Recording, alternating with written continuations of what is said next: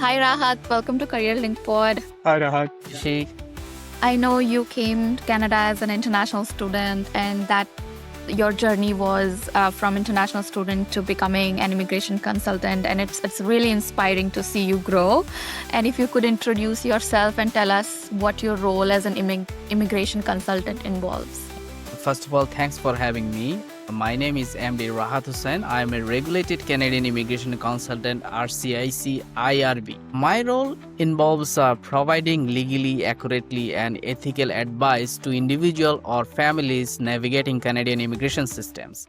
I assist with client with varieties of applications such as refugee claim, appeals, study permit, work permit, visitor, spousal sponsorship, and a permanent residence application. So I help my clients to ensure their application is professional, met all legal requirements, and strategically sound to increase their chance of success in immigration program. I see. So if you could also tell what inspired you to become an immigration consultant. It started in 2011 when I was in Malaysia. First, I went to Malaysia for study for bachelor degree. So I realized that the pathway I choose, the way I went to Malaysia, I could help many people to follow the same pathway and get their international education. So I started in Malaysia. I helped so many students to come in Malaysia, to study, and now they are all successing in their specific field. In the same way, then I plan to come to Canada, which is a land of opportunities and a safe life. I would say safe haven. Then after I come here, also I realized the same situation. I can help many people to come in Canada. So in Malaysia, there is no such kind of profession like that. But in Canada, they have lawyers or RCIC who can help people legally to come in Canada and settle down here. That's why I started in immigration law and got my license. Now I'm helping client, individuals, families for their new life, new hope, so that they can come and settle in Canada. I see. That's a very thoughtful process you had behind you started this as an immigration consultant profession. So moving over, so what are most significant changes like coming onto immigration side in Canadian immigration policy in 2025? The significant changes is they are tightening, Canadian government are tightening immigration system. For example, in previously we had no such of quota international student coming to Canada. Nowadays they are targeting quotas. They are doing targeted draws for PR, and they are striking the rules, regulation, so that people face very difficulties to come and settle in Canada, which was very easier before in our time, let's say. Yeah.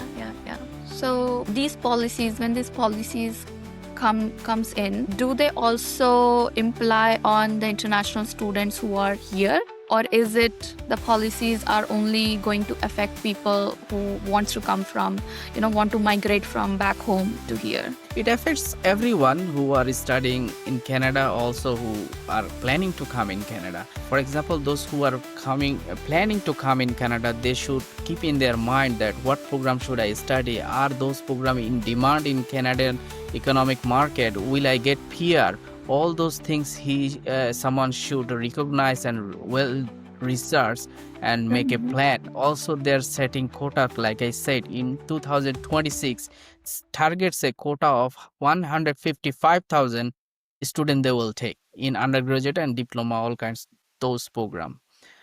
So this situation makes it very competitive for people. Not everyone will get visa, even though they meet the requirement, they have the offer letter, still they will not get visa unless those study leads to a profession that has Canadian needs. And those are studying in Canada, they must recognize what is their future, what government wants. Government already indicating us that what they want actually. They want people in healthcare sector, they want people in construction sector, they want people can speak French outside Quebec. So these three major sectors that I think those who are studying in Canada need to focus. They need to learn French, get into a profession that is in construction sector, healthcare sector.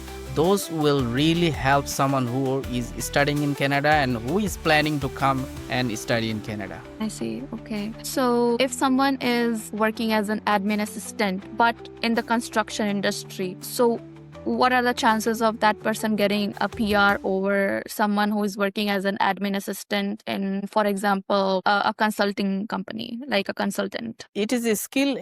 It is still a skill job, but in Yeah. not occupation in demand. Like in construction sector, you need to be plumber, carpenter, you need to know drywall. All those words will give you a very advantage. Very niche, like it Very needs niche. to be specific. It's not so general. They already specified those occupation. They already given the list of occupation that people should be in those profession. Admin assistant in construction sector doesn't give much advantage because it's still admin assistant. It can be in corporate office, it can be in construction sector, anywhere it's still admin assistant. But in construction sector, if someone holds a profession like I said, carpenter, and all those profession will be ahead of others. Right. Okay. Sounds good. Over to you, Subin. You already touched upon some of the points in regards to the impacts these recent developments have on the international student governments, or maybe for the students who are planning to come to Canada. But are there any more impacts other than the selection of the course which the international students should be keeping in mind? And how does a regulated consultant help such students to find their way? They are changing rules day by day. One of them is living expense. You know that previously, couple of years back, it was just 10,000 per year to show a student living cost, 10,000. Now it is almost 23,000. So every student planning to come in Canada, they must show more fund, such as for living cost, they must show 23,000. In addition of their 1 year tuition fees. For example, if their tuition fees is 20,000 a year, they must show at least 43,000 including living cost and tuition fees as their fund. So it makes difficult for some people to show their fund if they are not financially solvent. So does that mean that apart from paying the tuition fees for the one whole year, they would also need to have a backup showing that amount within your bank account, which is in your GIC? Right. 23,000 almost. And it's getting more and more every year. Okay. And what's the current situation with the study permit apps? The person who is working on these things every day, what's the approval rating you're seeing, or how it is taking the turns? Great question. So the cap is for 2026 is 155,000 students Canada will take. And those student is in bachelor or diploma category program. If someone wants to study at post-graduation, master's or PhD, there is no quota for them. In addition, if a minor wants to study at a school, Canadian school, also they does not fall into that quota or target. So someone wants to study at Canadian school has no quota. Someone wants to study at master's PhD level has no quota. So those students will be ahead of others, those who want to study bachelor level or diploma level. And most important, someone should always apply bachelor program. Diploma applicants are most likely getting refusal. And also they need to bear in mind what kind of program they are choosing. They must recognize or do well research whether this program lead to a profession that Canadian economic priorities. So they need to check all those factors. Simply doesn't come in Canada and they will get PGWP, but they might face difficulties to settle down or get PR in Canada. Yeah, I think that's a great point, because there are some programs which have been removed from the list, I believe, which were mostly general, and most of the students were coming on that. Right? Over to Aishi. Thank you, Subin. So with this, I also get one point here. So when there is like a higher chances of getting refusal with your diploma thing, so why people are still applying for it to get into like to Canada, or what is the main purpose why they are still doing it? People is still checking their luck, and some dishonest agents or somebody also misguide them to get some financial benefit. At least they can apply, they can get some financial benefit, so that agent encourage always a student to apply. But students should bear in mind what is the current situation in Canada. Previously, like 5 years back, maybe simple file also got approved, but nowadays Canadian government are very strict. So study permit acceptance rate is very low at the moment, because millions of applications they receive, but quota is only 155,000, as I said, for diploma and bachelor level. So most of the students are bachelor and diploma level students. So if somebody wants to study master's PhD, they don't have to worry. They just need to choose the right program. Right. Okay. And what advice you would like to give to this international students who are choosing diploma, bachelor's, and coming in the in peer pressure, or coming from like a consultant pressure that, oh, you go to this college? How would you advise them, and what would you tell them? I would advise them, while listening to your agent's advice, you also do little research in Google, what kind of program they are giving to you. Are these program aligned with your previous studies? So IRCC always check what is your previous background of studies and what you want to study in Canada, and how this education will benefit you to build your career. These three important points. So student need to check these three important points. What kind of program I am choosing? Whether this program will help me to build my career in Canada or their home country. And whether this program is related to my background of studies or work experience.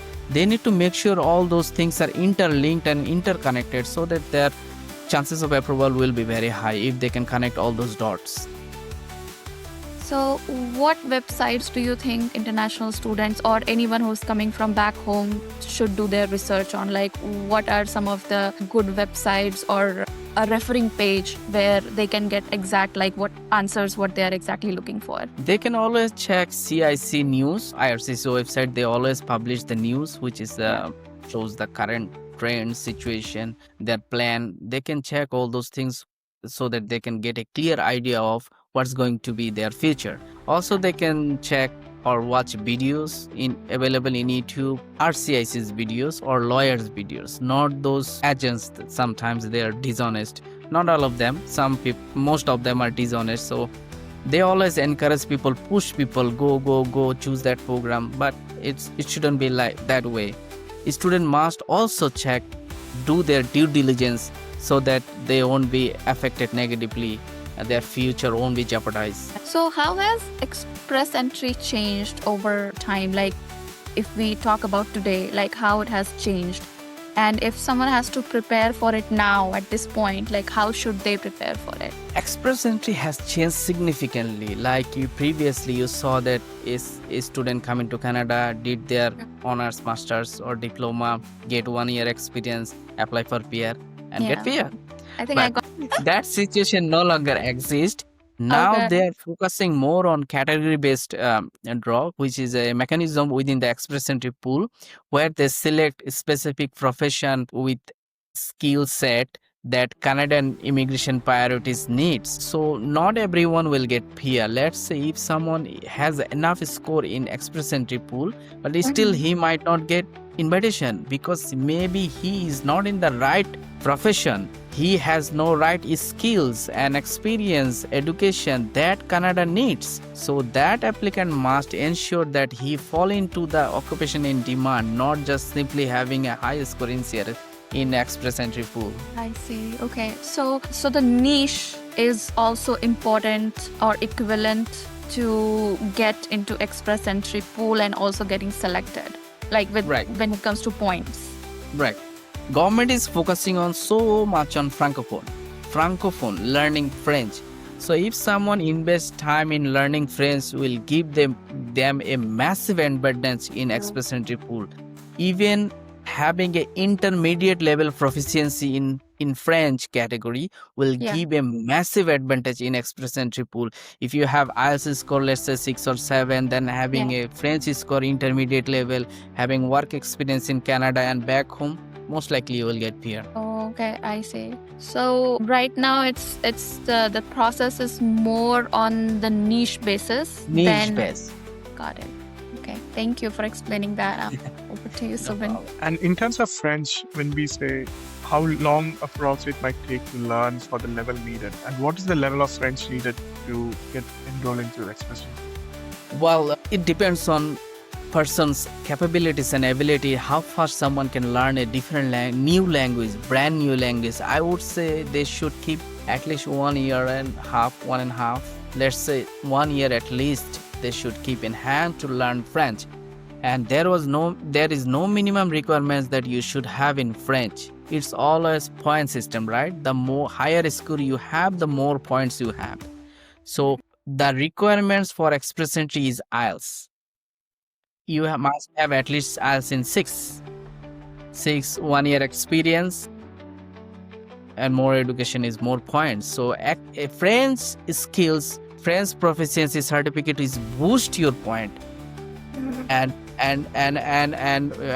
you will be invisible in the crowd if you have a French proficiency. So there is no minimum maximum. The more you have, the more points you have. Okay, great. And what are these category-based draws, and how can the students take advantage of that? Category-based draws, like I said, is a mechanism within the express entry pool where they select some specific niche profession that Canadian immigration priorities needs. So here they mostly selecting French category, healthcare sector, construction sector, education sector, all those professions. They have all those specific profession. If I say it will take a long time to explain, they can go to CIC website and check all those profession whether they fall into that even though if they don't have those profession at this moment, they can take preparation to get into that field. For example, PSW, many people are doing personal support worker program, which is under healthcare category. So it's a 6-month course. People are doing and getting into that profession, although people did MBA, but now getting into PSW. So people need to check all those professions. There's a list of profession in CICC website. They can go and check and they can do their plan accordingly. What would be some of the relevant PNP programs right now, and how people can take advantage of that? Because it keeps on changing, but still, as of today, what would be some of the relevant information? I can say that 90% of PNP program have closed. You know that last year, Honorable Minister Mark Miller, former minister, closed almost all PNP programs across Canada. So the few programs are still open, and those are also similar to like express entry occupation in demand. So if you have a profession that a province need, you can get invitation from the province, and all those are quite related, quite interconnected, like healthcare, construction, education, friends, all those quite same. And is the international student stream also similar to this, where the employer job offer method is going on right now? Yeah, almost here and there, almost same. Province and federal, all quite same. They are only looking for those has a talent in healthcare, construction, trains, all those category. Rest of the general program or general people who has a general experience, those are lacking behind at this moment. Over to Aishi. So what is the situation of like LMIA right now? So LMIA has become very strict nowadays. Almost don't like to give LMIA nowadays. Only few sector LMIA is still open, like healthcare, construction, all those, because Mark Carney, our current Prime Minister, has a plan to build a lot of house in Canada. So those who will be in a construction sector, those LMI might get approved, but simple LMI like admin assistant, other manager, all those categories no longer getting approved. So people still can apply, but not getting approved. Only people in healthcare sector, construction sector, and others that occupation in demand will get approved. So mostly construction and healthcare. Okay. So if anyone is applying, any international student or any immigrant is applying for PR, what are the common mistakes they do? And because of those common mistakes, even though they have points, they have everything, they have all the information available, but due to those common mistakes, their visa or their PR gets refused. I would say lack of professional experience. For example, I have a client recently who applied for PGWP but forgot to include the IELTS report. So this is a negligence, a mistake that causes him loss of status. His application was refused and he lost his status. So this is a very common mistake, that a negligence, taking it for granted, simply just applying with very high confidence.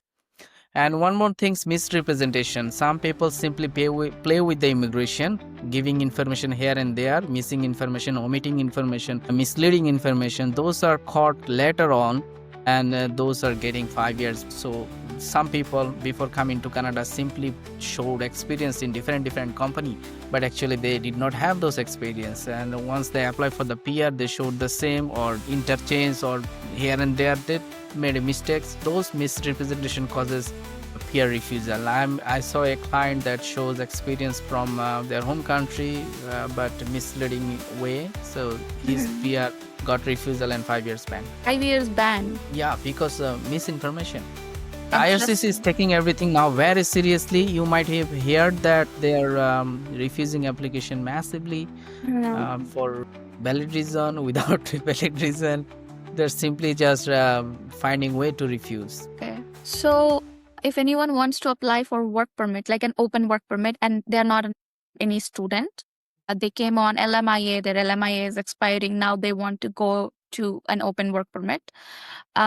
Is there any process to do that? No, that's a difficult one. Someone simply can't get into open work permit. Only there is an exception. If they complain about the employer violated any rules, he become vulnerable, then someone can apply for a vulnerable work permit, which is 1 year open work permit, but that's limited to 1 year. After 1 year, they cannot extend it anymore. Okay, so for example, someone applied for LMIA, and because they are on closed work permit, their work permit expiring, but they have also applied for PR, and because of the points, their the file is not taking over by IRCC.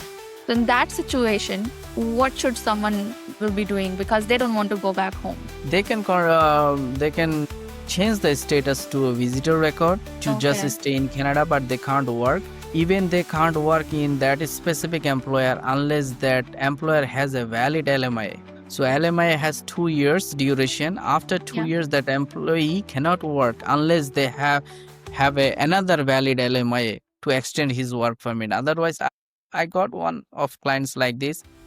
His employer did not extend another LMIA, so he was still working. Had his extension of the work permit got refused because he did not have a valid LMIA.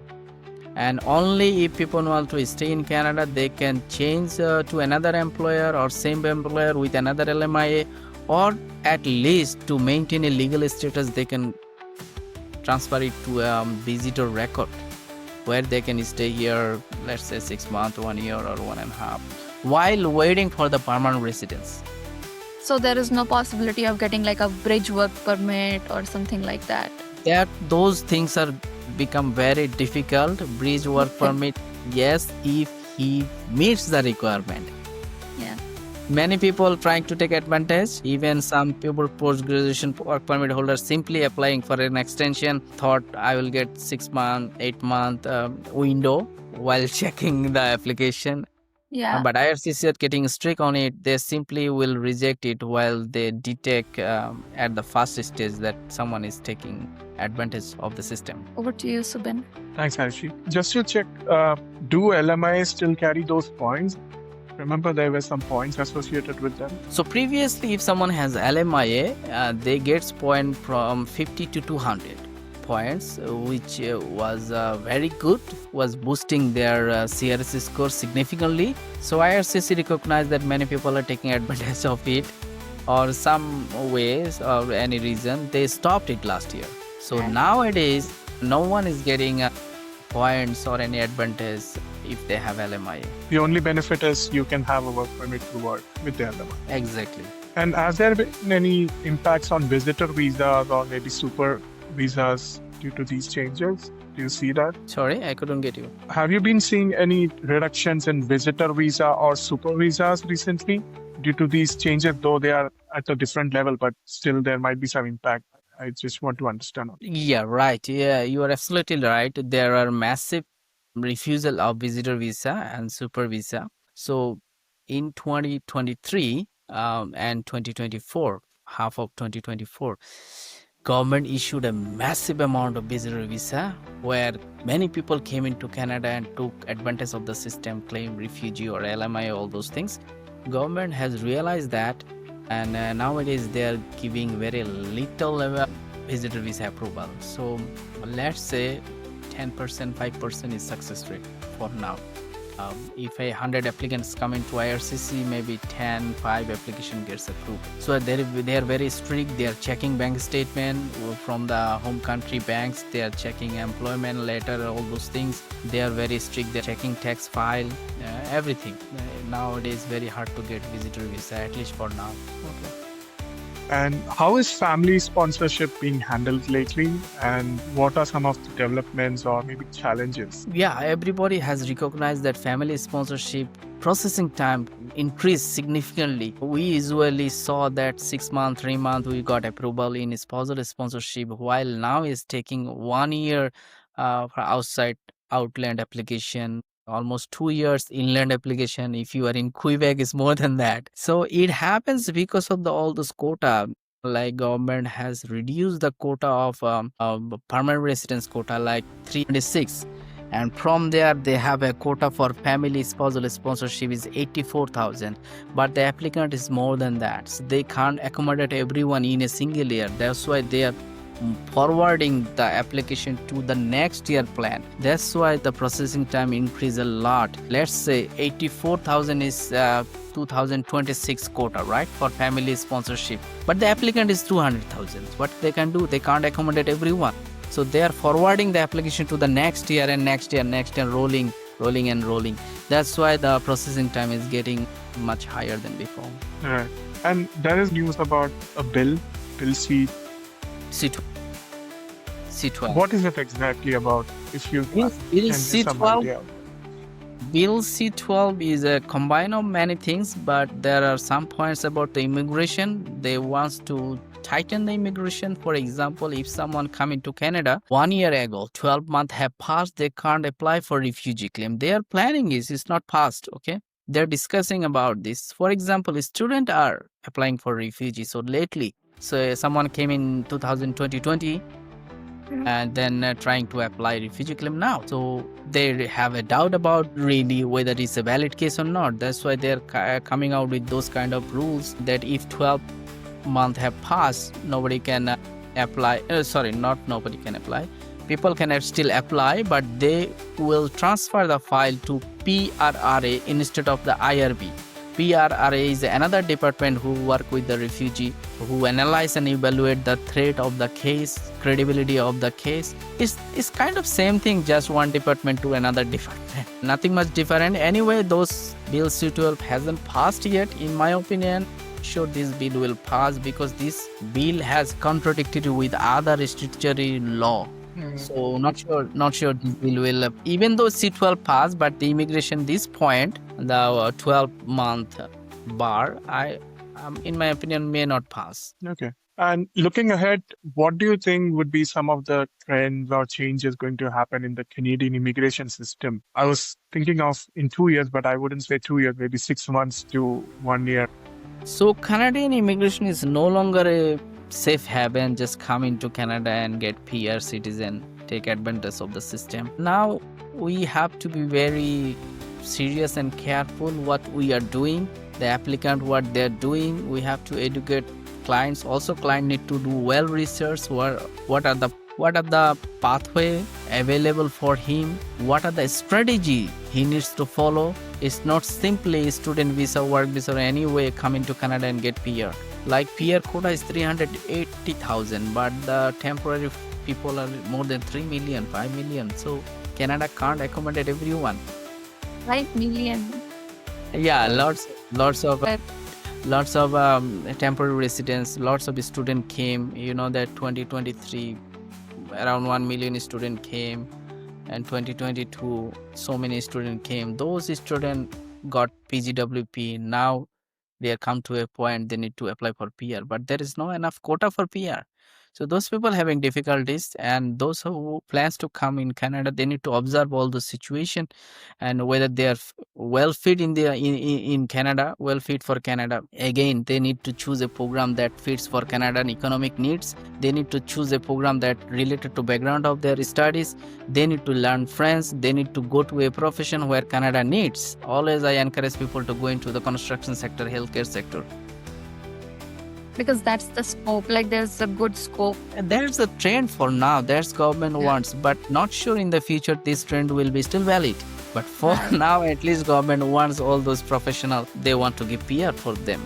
Finally, if I want to ask you, what would be the advice for international students who are within Canada right now and job seekers or maybe students who are planning to come to Canada in the next 6 months to 1 year? What would be your two top advices? I will advise to people who are in Canada, please learn French. Even though you have a, like I said, intermediate level of proficiency in French, that will really help you to boost your point. And in category base for Francophone, you will get easily permanent residence. And those who are coming to Canada, I always suggest you check your program, what program you're coming. Choose a program that related to science, healthcare, construction, education. Try to choose all those programs and try to connect them with your previous experience and why you need to do this program, how this program will build your career, and try to connect all those dots. That will really help you to get Canadian PR. So it's more emphasized on French and more about the focusing on niche, more about doing your own research. Not a easy ticket coming to Canada, study and get PR. No longer that pathway exists. That used to be, I think, our time, like 2015. Yeah, we 2016. had a golden time, but that Yeah. time has passed. Now the reality is very tough. So Yeah. I can understand people's frustration, but no choice. People have to choose a pathway that government wants. So I think now they need to spend their own time also into some research rather than just following the herd and get in touch with people who really know these processes. Right. They need to always contact with a professional like an RCIC or a lawyer who can guide them legally, ethically, and create a sound strategy that increase their chances of success. But unethical, dishonest agent will only look into their benefit, how they can be benefited. Even just applying to the immigration also give them a financial benefit. For example, if someone take a profit of 20,000 rupee or taka from a student, now you multiply it 1 month, 20 student, 50 student, 100 student, you will get a big figure, large figure, right? That's their benefit. So even though your visa gets rejected, they don't care. They will Don't apply care. and they will get money from it. Yes, and within 50 application, there might be 2-3 application gets approved. And then they will highlight, oh, these people got visa, 100% success rate. Right. Yeah. So every student, every applicant need to do their due diligence so that they won't be victim of any fraud, any misguided information. If they know everything, come into Canada, it will be easy for them to settle down here. Any more questions, Ayushi? I don't have any questions. I think Rahat covered all the aspect of immigration, and thank you, Rahat. I also want to say to our viewers and listeners, if you have any questions or concerns, do reach out to Rahat. He is available on LinkedIn, and I will also share Rahat's LinkedIn profile on our YouTube page, so that if anyone wants to reach out to you directly, they can do that. Yeah, thank you for having me and giving me the opportunity to discuss these topics in your platform. It's a pleasure to be here with you guys, and I encourage always clients to do their due diligence, get enough information, talk to a professional, then you decide where you will come, how you will come, and what are the benefits you are getting. Make a master plan. And of course, feel free to contact with me. You will get my contact details, or a simple way, just search in the Google Rahat Immigration Services. You will get my all details there. And thank you everyone, and good luck for you. Thank you. Thanks, Rahat, for your valuable time, and we look forward to more sessions with you in the future. Thank you. Sure. Thank you.